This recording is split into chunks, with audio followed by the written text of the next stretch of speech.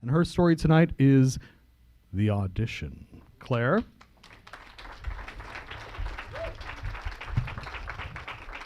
Hi.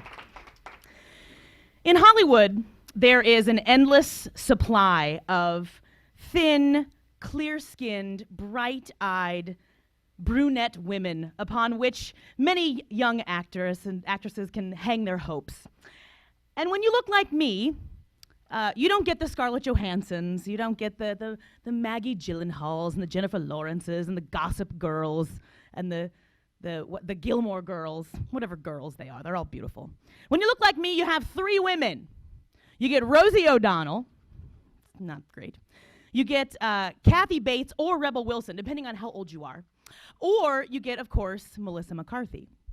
Now, Melissa McCarthy was the celebrity in question back in 2010 when CBS was making a little sitcom called Mike and Molly.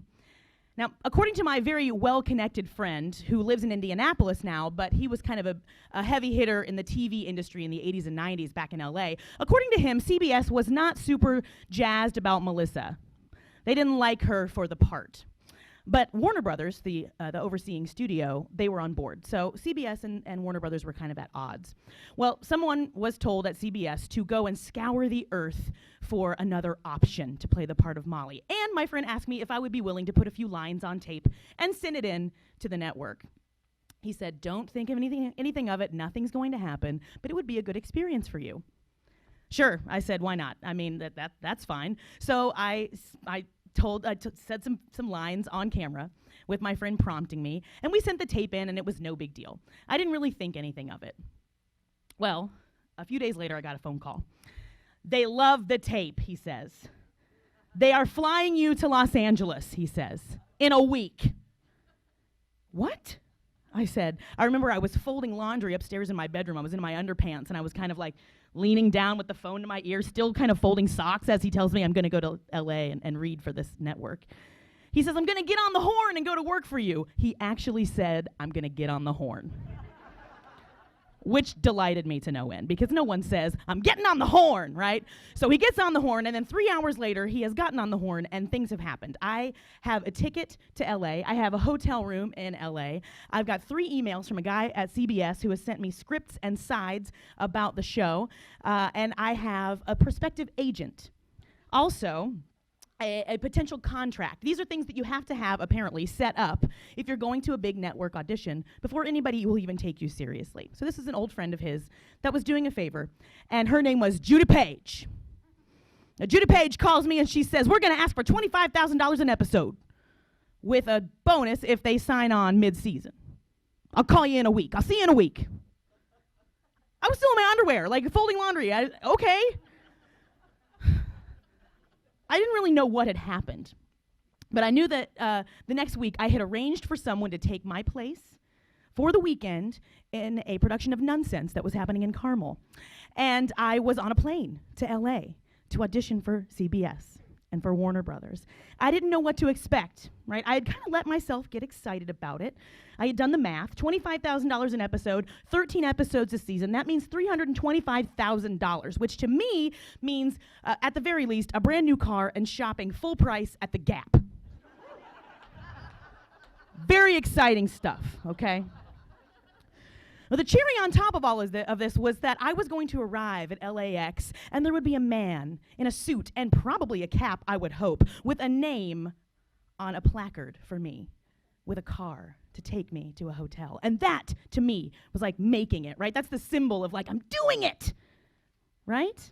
Now, I didn't know shit about LA, but I knew that people moved there and lived there for years, grinding it out and auditioning and pounding the pavement. And here was I on this freak accident trip about to fall into this one slot for a chubby, funny young woman in Hollywood. It was the only one, right? I am too old to play Tracy Turnblad in Hairspray, so this is all I have left. So let's go for it, right? So I'm moving along confidently. I'm traveling confidently. I've arrived in Dallas for my layover on my way to LAX, and I have a few hours to kill before the flight takes off. So I check the gate, and I go sit down and read quite a bit. It's a long layover, about 3 hours. So I've read, I've exhausted all entertainment options, and it's time to board. So I go up to the gate to board, and I see that the destination on the counter says Salt Lake City. I went to the wrong gate. I mixed up 2 numbers in the gate, and I'd spent 3 hours at the wrong gate, daydreaming about some guy picking me up in a car. I don't know. So I was completely out of it. Tears sprang to my eyes, and I sprinted to the right gate. The plane had taken off 10 minutes before. I know. So the plane had taken off. I was in a panic. A man ran up behind me with a suitcase in tow. He had missed the plane as well. He was not daydreaming about a person picking him up with a car, but he missed his connecting flight, which is a much better reason to miss your plane. And both of us, we kind of begged and pleaded, but the plane had taken off. What could we do, right? So we kind of move away dejectedly. I go to make a call to Judy Page. "Baby, don't worry," she says. "I'll cancel the car." Oh, I had to cancel the car. She said, "I'll book you a later flight. Don't worry about it. We'll see you when you get here." I was not due at the studio for another couple of days, so it wasn't imperative that I show up when I did. But I still felt like I was deflated somehow. And I sat kind of commiserating and wondering what to do, and a bowl of ice cream appears in front of me. And a voice above me says, "I think we could both use this." And I look up, and it was the man who had followed me at the gate and missed his plane as well. He had gotten a cup of ice cream for himself and for me. He sat across from me. I cried, because that's what I do. And we talked about our lives. And we had a great, 2 or 3 hours just talking to each other and hanging out. And it totally chilled me out. It put me in a great perspective about the trip. I realized that I had nothing to do but have fun on this weird, rare occasion that I got to go to CBS on their dime and do this. I didn't even mind that I had to pay $50 for the cab from LAX to the hotel. I showed up at midnight at the hotel, and I thought, why not? I'm getting room service. I'd never had room service in my whole life. And I got shrimp scampi, and it was delicious. I felt like a star. So, which is sad. So I show, the next morning I wake up, and the hotel calls me and says, "Oh, the studio has sent sides for you." Ooh, the studio sent sides. If you're not familiar with sides are, it's little pieces of script, okay, from the show. So they sent pieces of script to the hotel for me. "Oh, I'll be right down. I'll come get them," right? I mean, it was crazy. I sipped coffee and I read my sides, and I will be honest with you, I was secretly thrilled that I didn't love the script. It wasn't spectacular. It was very kind of we get it jokes, like kind of hit you over the head with it, right? I didn't love it, and I will say that made me feel like I had an upper hand. It certainly kept me from freaking out, right? Another thing to keep me from freaking out was I had a dinner appointment that night with Judy Page. Judy Page wanted to take me out to dinner to give me some audition prep and make me feel comfortable, just to have a friendly face around. So Judy Page pulls up in her very practical yet stylish brand new silver RAV4. Judy Page was a giant black butch woman with this smile a mile wide, and she exuded no nonsense yet friendliness. And Judy Page wanted to go get seafood. Ooh, where are we going? I was so excited. Where would she take me? She was taking me to dinner, this agent, right? And she said to me, "Oh, I want to go to that Upper Gump Stump place." What? I said, Upper Gump Stump something or other. I said, "Judy, do you mean the Bubba Gump Shrimp Company?" Yes, that's where I want to go. So in anywhere you could have gone in Los Angeles, California, Judy Page wanted to go to the Bubba Gump Shrimp Company. So that's where we went. Judy and I got along great. We were sitting there eating dinner. She was spouting advice, telling me to be myself, helping me decide what to wear. It was just really good. And the best piece of advice she could have given me, she gave me as she dropped me off at the hotel that night, right before the audition the next day. And I was getting out of the car, and I kind of went to close the door, and she said, "Baby, have fun tomorrow. Be yourself and f them if they can't take a joke." All right.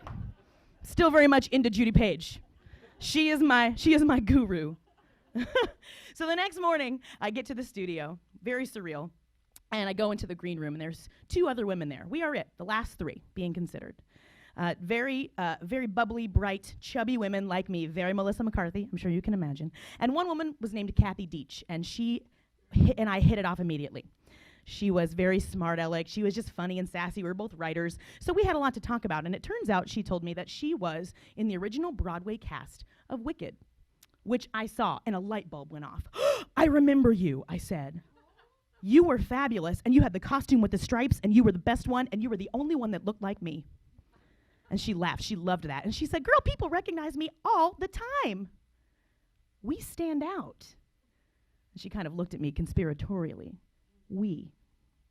And the joy from that experience in the green room went right over to the joy of auditioning. And I met with the creator of the show who loved my timing. I read with Billy Gardell, who plays Mike in the show. I was shuffled in and out of rooms of people with button-down shirts and these casual gray hair and loafers with no socks. I mean, these were people buying more than just full price at the Gap. We're talking Banana Republic shit. And it was breezy and it was wonderful and I was nervous, but I was having so much fun. And my God, what a life for 2 days to dream without risk. I was not going to lose an apartment in Los Angeles because I didn't get the gig. I was not going to lose any equity insurance because I didn't get the gig.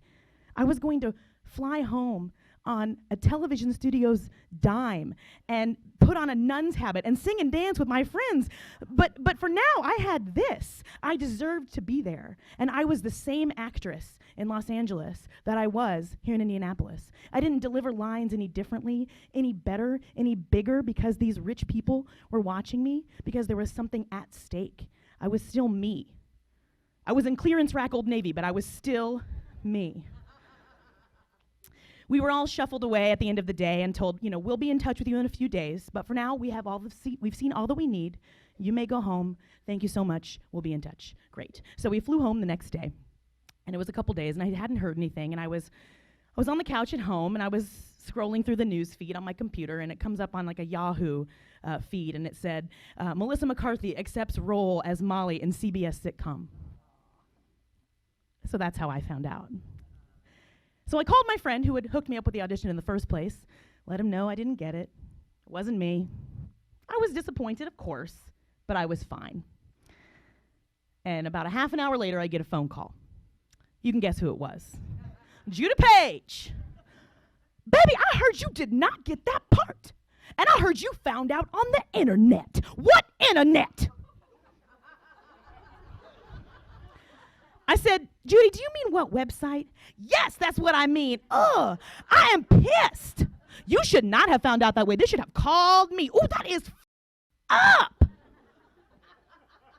It's all right, Judy, I said. I've got a show on Saturday anyway. Thank you.